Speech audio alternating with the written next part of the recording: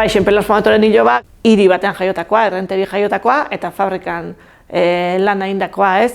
Eta, bueno, horrek eman zion bestelako bizitza batekin, ez? Joxepa Antoni Beotzan oso emakume ausarta, oso ideologi politiko tradizionaleku gainera, eta gainera ideak oso argi, orduan Berto Sorta asko idazte zituen gai politikukin, gerra, mundu mailako gerrei, herriko kontuei, ermitxei, gauza asko, eta gero ezagunek egin di edo neskazarren kontra idatzi ban tipo batek dira zioan Berto sariketa bat garai hartan, neskazarrei barre inaz edo, eta bera neskazar modun, erantzun dozenoan Berto Sorta oso on batekin, eta hori oinda pixka gure himno edo. Horrek Elizaldiri, Ricardo Elizaldiri uste dut egin ziola kontra. Eta era berean fabrikako langile izateak emango zion autonomia, eta emakume bezala ere emango zen autonomia, eta behar bada hortik ere ulertzen dira bere bertsoak, neskazarren alde, eta baita ere lantokian kantatzen zula, ez?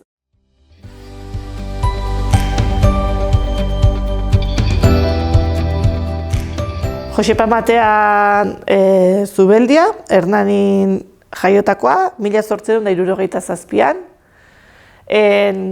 Madridera juntzan neskame, hango batekin ezkondu zan, han ume batzuk eduki zituen, gero bueltatu zian Hernanira.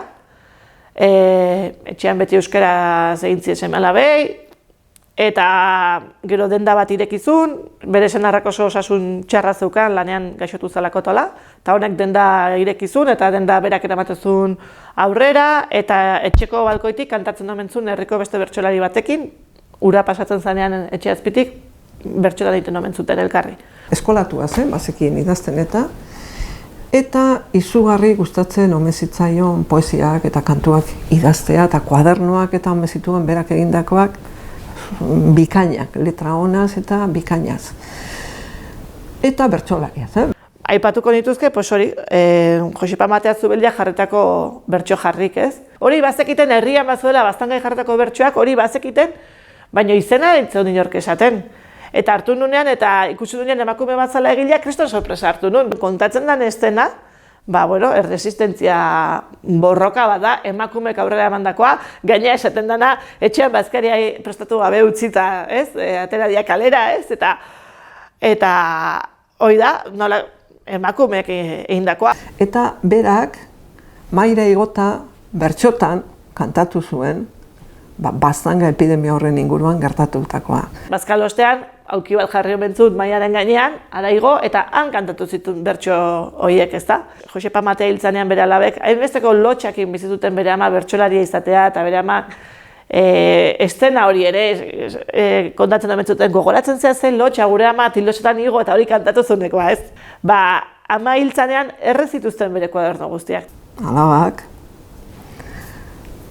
guztiz barneratuta zeukaden, ze emakume mota behar zen. Ez zela egokia balkoian edo leiotik bertsotan egitea, edo han tilozetan mahaira igota bertsotan jardutea, hori ez zala emakume, behar den moduko emakume bati egokion itxura.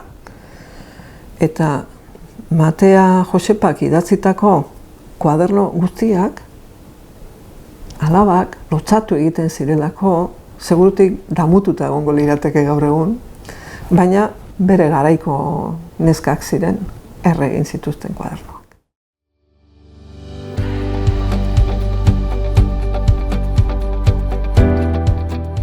Lazida Otaño zeintzan, bazan Jose Bernardo Otaño bertsolariaren alaba. Jose Bernardo Otaño bertsolari oso ezaguna eta handia zan, eta bere alaba zan Plazida, baita ere bere alaba zan bezala Adriana, bai? Plazida eta Adriana aizpak zian, eta hauek zian Pedro Mario Otaño bertsolari oso ezagunaren lehengusuak. Eta, bueno, Plazida honek ikusten da bertsotan egiten zuela, bere Adriana bere aizpak ere esaten zuen, liburuetan dago idatzita bere testigantza, nola Jose Bernardo bere aitak, egunerokoan bertsotan egiten zuen. Eta beti zeukan, edo alaba Plazida edo beste anaien bat, bertxotan egiteko prest, ez? Plazido Otaño ere bertsolari familiakoa zen, eta batzuetan sano egiten zuen. Honek eukizuen ikamikaren bat txirritarekin uste dut. Bai, eta txirritari aurre egin zion. Zergatik ez? Ez ziren lotxatzen. Eta baita ere bakigu asko kantatzen zula ze txirritari erantzun zion bapatean, ez? Orduan, txirrita garai hartan ere, gaur egun mitua da, baina garai hartan ere izango zen, ospea ondinetako azukan bertsolari bera zertzan, ez?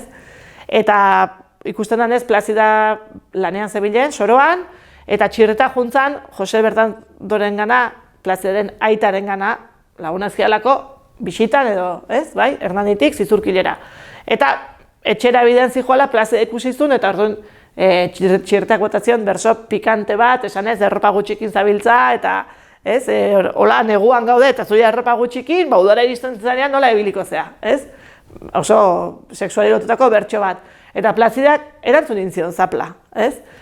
Gutxi gora esaten dio, holako gauzakin bildurtzen baldin bazea, sartu zaitezke fraile konbentu batean, ez? Indiretak gehiagi botatzen zuen, Plazidai. Emakumia zelako? Eta gero atrebita, pixkatza, gallarda. Bat kantatu gizut, osatu gizut. Jose, bedarrain. Dara ginen, enamoratu, zeon pixkat, bat. Eta bideak erarekoak eta gaztiak eta. Plazida gentzuten du, Juan Joseren boza, sentitzen duenian, hartzen duen poza. Neska txumil batekin nahi nuke esposa, eta ez zuzeran bezin, gallarda airosa. Ez zula nahi alako zeik, zozea ementzan ba. Noski aita zabala juntzan, herriz-herri galdetzea, zer dakizue Pedro Mario Otañori buruz, zer dakizue Pello Horretari buruz, bai? Orduan, hoiengatik galdetun zuen, eta orduan, hoiei buruz zekitena erantzun zioten. Ezakit, esateten orduan, normala da ere, bertsolarien seme alaben bertsoak guri iritsi izana eta izen horiek iritsi izana, ze abiatu gea izen batzun bila. Aldameneko etxean egongo zan behar bada, emakumezko bertsolari bat, Plazida Otaño bezaina bila, edo igual abilagoa, baina beregatik ez da galdetu. Zagatik ez da galdetu, behar bada bere etxean etzagolako gizon ezagun bat liburua egin nahi deguna gizon horri buruz, ez?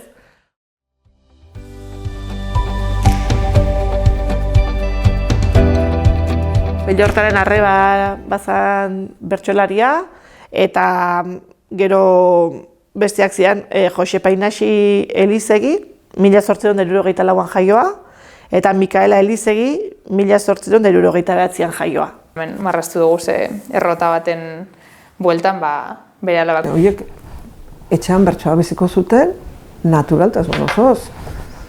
Zergatik ez duten egingo. Justo Inaxi Elizegi zan bertxotan gehien egiten zuna. Eta, han badauzkabeak bertsoak sagarrotegian kantatutakoak. Sagarrotegian erantzunez. Sagarrotegira jun, eta gizonen batek xirikatu, eta berak bertxotan erantzundakoak. Horrelakoak bi pasarte dauzka. Orduan, emakumeek ez zuten tabernan kantatzen? Bueno, ematen du baiet. Eskotan pasatzen zen, etxin egon eskero gizon bat ezagun esana, semiek jaixo izen balitzez, igual semiai bai eskatuko jakon edo transmitituko jakon edo jentik aitortuko zen, ez? Garai hartan bera behar zala izen bertsolari. Alabak bertzotan egin arren, argi zauen edo hori ezala izango euren bidea, eta Hor bestia Mikela zan, Pello Horretan alaba. Zabala galtzatzen, gaurko egunez izan baliz, bertsolari jasouru. Mikaela Elizegik bertso jarriak badauzka, aitaren bertso asko eta gordezitun gogoan, eta beha izan duzan lekukotza eman ziona Antonio Zabalari, eta berari eskerrein da olako liburu ederra.